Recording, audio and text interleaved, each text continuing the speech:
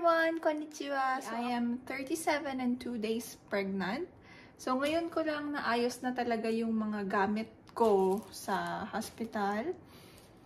Yung bag ko na new yung bag, tsaka yung jeans bag ko. So, yung labor na bag ko, tsaka yung kapag na-admit na ako na bag. I-share ko sa inyo kung ano yung mga laman nito at tsaka nito para makatulong din sa mga mommies na mga anak dito sa Japan. Bali, binigyan ako ng guidebook ng clinic na kung saan ako mga anak. So, chinek ko lahat. Kompleto na naman ako, pero may mga dinagdag din ako. Kasi nanood ako ng mga mommies na mga nanganak dito. Tapos, ginaya ko yung mga dala-dala nila. Baka kasi kailanganin ko rin. At least ready ako, diba? Mas okay na yung handa ka kaysa sa hindi, magkulang ka pa. So, mag-start tayo dito sa jeans bag. Yung bag ko sa Labor Day na ma-feeling ko nakakailanganin ko kapag nagle-labor ako. Bali, habang nagle-labor naman ako, kasama ko yung asawa ko, yung husband ko. Ito tayo mag-start sa jeans bag. Baba ko lang sa ito. Siyempre, ang pinakakailangan natin sa Labor Day natin ay yung mga dadalhin natin sa ospital na mga papers. So, eto, naka-ready na siya yung mga papel, yung mga documents na kailangan ko sa hospital. And then, syempre, kailangan natin yung bostecho natin and yung kailangan natin ng ballpen or pencil. Mag-ready na rin kayo. Nandito lahat yung mga kailangan ko. Tsaka yung inkang, kakailanganin nyo rin yun. Meron din akong isang mask. Naglagay ako ng isang mask dito sa labor bag ko. And then, meron akong slippers pang hospital. Binili ko to sa Seria. Yan, malambot. Para kapag nag-labor ako, di na ako naka-rubber shoes or kahit anong shoes.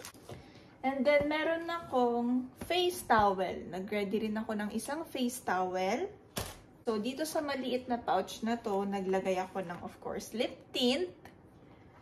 Naglagay ako ng lip balm. Kasi baka mag-chop-chop yung lips ko sa sobrang dry. And then, hand cream. Meron din tayong hand cream. Meron din akong hand sanitizer. Ito. At saka, ang pinakakailangan ko. So, itong efficacent oil. Magdala tayo ng efficacent oil. Kung gusto nyo lang naman, ha? Kasi ako madalas sumasakit yung ulo ko, yung balikat ko. At least mag-ganon-ganon lang ako doon. Okay na. So, ayan. Efficacent oil. At saka, dalawang cellophane. If ever lang naman na kailanganin ko yung kapag sa sobrang hilo, yung magsuka, ganyan. At least ready ka. Meron kang sarili mo. Alam mo kung nasaan. So, ayan yung laman nitong maliit na pouch na to. Tapos, syempre, huwag natin kakalimutan yung wallet natin. So, yung mga, kung kakailanganin natin ng coins or ng kahit anong, basta, pera, ID, nandito lahat. Kapag na-admit ka, at least meron kang pambili ng drinks mo sa vending machine. Okay? So, huwag nyo kakalimutan yung wallet nyo. Meron tayong Netsusamashi. Ito. Netsusamashi to. Ito. Kasi summer ngayon, sobrang init. Baka kasi sobrang init din sa room. So, nagdala ako nito. So, sa isang pack, 2 piraso lang siya. So, ayan. Nagdala ako ng Netsusamashi to. And then, wipes na ano siya, malamig sa katawan itong wipes na to pag pinunas mo. So, binili ko to sa Hakuyan shop. Ayan siya. So, magdala rin tayo niyan para kapag, ano lang, malay mo, hindi ka makaligo. At least kahit pa paano mabango ka, diba? Pawis na pawis ka sa labor mo, ganyan-ganyan. Tapos pagpunas ka lang ng gato, mabango ka na, okay na yon. Tapos, ito rin, binili ko sa, gumagalaw yung chat ko. Binili ko sa Amazon. So, feminine wipes. So, pwede mo rin siyang i-flush na diretso sa toilet. So, ito, 20 wipes siya. So, travel pack. So, hindi ko pa na-try ito. Itatry ko pa lang siya pag na-admit na ako. So, ayan. And then, snacks mo. So, ito, nilagay ko siya sa maliit na bag. Magdadala ako ng gummy. Para kapag nagutom, kasi feeling ko talaga hindi ako makakakain ng yung isa-serve nila sa akin habang nagle-labor ako. Kasi sobra talaga yung pain, yung hina ng pain tolerance ko. Yung period nga lang, nanghihina na ako. Naglulumpasay na ako sa toilet. Paano pa kaya tong labor? Kaya hindi ko sure kung makakain ako. At least, kahit pa paano, mawala yung gutom, ganyan. Kain lang ako ng gumi. Meron din akong jelly na grapes. Ito rin siya. Bumili ako para kapag, yun nga, nagutom. Ko rin itong pet bottle cup. Na may straw na yung drinks mo. Kasi, ang dami nagsabi sa akin na mahirap daw uminom habang nagle-labor, ganyan, umiiri ka, ganyan, yung gaganunin mo pa yung inumin mo. So, mas okay naka-straw na lang para kahit nakahiga ka nga naman, nakakainom ka ng inumin mo. So, ayun, mag-ready na lang din kayo nito. Binili ko to sa Hakuyan Shop. May kasama na rin siyang straw at saka yung takip ng drinks natin. So, ayan. Isa na lang yung dinala ko na Aquarius. So, baka magdala na lang din ako galing dito sa bahay ng tubig kasi sayang din kung bibili ako. So, ito, 950 ml na yung binili ko, Aquarius. Magdala na lang din kayo na kahit anong gusto nyong inumin. So, siya. Tapos, ayun na. Yan na yung laman ng labor bag ko. So, yung jeans bag ko. So, meron pa akong in-order sa Amazon na parang after mo manganak, so ilalagay mo siya sa underwear mo na mga parang pamparelief daw yun ng pain eh. At saka yung kate, pag makate, ganyan. Syempre, kapag kinat ka nga naman, baka habang nag-heal siya, mangangate siya. So, hindi pa siya dumadating. Hindi ko sure kung kailan dadating eh. Tsaka ako noon, anong pangalan nun? Teka, i-share ko na lang din sa inyo kung anong pangalan para maka-order na rin kayo ng mas maaga. Tux. Yung name niya. So, ipapakita ko na lang dito yung yung picture nung sa Amazon. Yung in-order ko. I relieved from burning and itching. So, mas okay bumili na lang din kayo nito ng mas maaga kasi ang tagal talaga niyan dumating.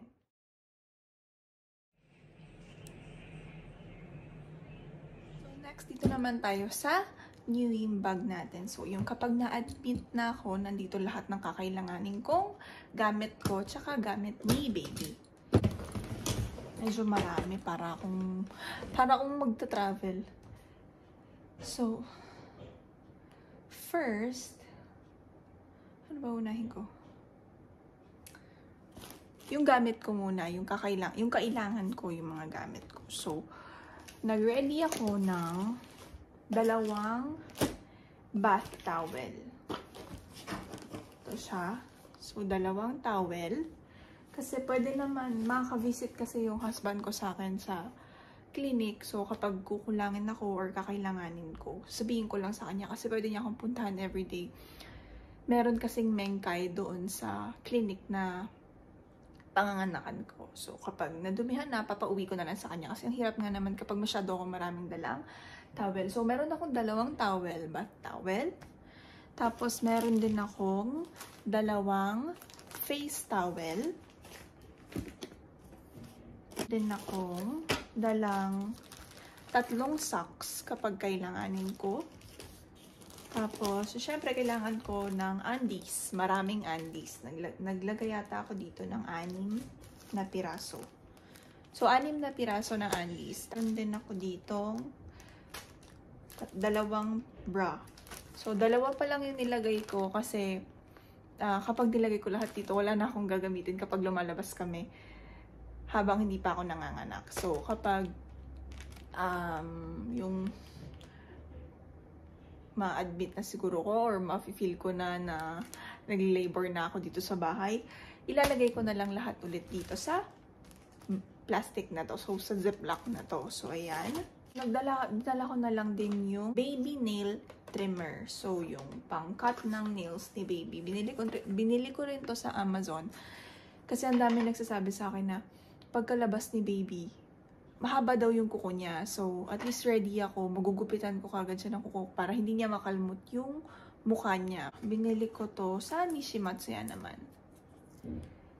Pang salo ng breast milk. Para kapag kunyari dumedede dito si baby. So, ilalagay ko siya dito para naiipon siya. Para hindi nga naman sayang. So, ito, binili ko sa Nishimatsuya na sanitize ko na rin yan. So, nagdala na rin ako ng pack para sa breast milk ko. So, ito siya. Binili ko rin sa Nishimatsuya. Pigeon. Ito, yung pinakakailangan natin kapag magsha-shower na tayo kinabukasan. Ito, nandito yung shampoo ko, conditioner. Binili ko rin to sa Hakuyan shop, sa Seria. Tapos nilagyan ko na lang siya ng mga shampoo. Yung mga shampoo namin dito sa bahay. Body soap. Yung pang face mo, yung pang cleansing mo, ganyan. Nilagay ko na siya dito para maliit lang. And then, meron akong sponge pang body. Ayan. Meron din tayong pH Care. Mouthwash.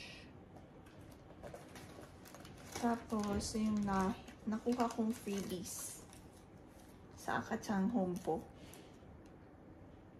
So, Pure Mark Cream for Mama. Tapos, nagdala rin ako ng bobby pin. Sa Hakuyan shop din to. Cotton buds, nagdala ako. Binili ko rin to sa Hakuyan shop. Wipes, wet wipes. Toothbrush, binili ko rin to sa Hakuyan shop. Brush. So, ito yung mga nasa hotel na mga, kapag nag-check-in kami ng hotel, inuuwi ko lahat. At least nakatipid ako, diba? So, meron akong hairbrush galing sa hotel. Tapos, ito rin, mga galing din to sa hotel na mga cotton. Nagdala rin akong cotton. Cellophane ulit. Tsaka itong shower cup. Kapag kakailanganin ko, ni-ready ko na rin siya. Tsaka, pantali ng buhok. Meron naman ako lagi dito, pero baka mawala kasi. So, nag-ready ako. Tapos, toothpaste. Colgate. So, dalawang maliit na Colgate. Ganyan siya. So, ayan yung mga laman nitong maliit na pouch na to. So, dito naman tayo sa zipper. So, nagdala ulit ako ng mask. So, meron akong dalawang mask. Bali, nasa room lang naman din kasi ako Zoot to. Kaya, feeling ko hindi ko kakailanganin to. Kasi nasa sarili kang kwarto naman eh. So, wala akong kasama. Mag-isa lang ako. Kaya, feeling ko hindi ko to gagamitin masyado. Baka gagamitin ko lang to kapag yung lalabas na kami ni baby ng hospital. So, ayan. Meron akong dalawang mask. Tapos, nagdala na rin ako ng diaper ni baby. Ang cute. So, nagdala ako ng 3 pirasong diaper ni baby. Mary's to. So, alam ko naman na merong diaper na ibibigay yung hospital sa'yo. Kumpleto doon. Pero, nagdala na rin ako para sure. Okay? And then, 10 pieces. 10 pieces ng breast pad. Feeling ko kukulangin to. So, mag-o-onigay na lang din ulit ako sa husband ko kapag pupunta siya sa clinic. So, 10 breast pads. And, meron din akong napkin ng mga large tsaka medium. So, isang large, 2 medium. Pero nakasulat kasi sa guidebook ng hospital, ng clinic, magbibigay sila ng XS, SM, tsaka LL. Magbibigay sila.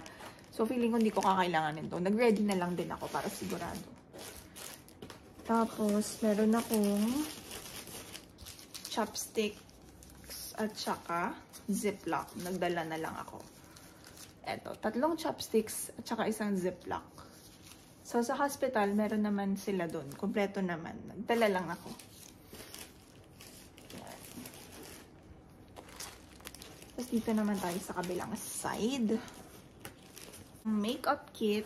Nilagay ko siya dito sa medyo maliit. At saka para pwede ko na lang din siyang isabit na ganyan. So, ayan. Madali lang. Ganyan. Isasabit ko siya sa bathroom. So, ayan. Nandito yung mga makeup ko. May hand cream din. Ganyan. So, yung mga simple lang. Ayan. Makeup kit. 4. Nagdala ako ng 4 na pajama. So, 2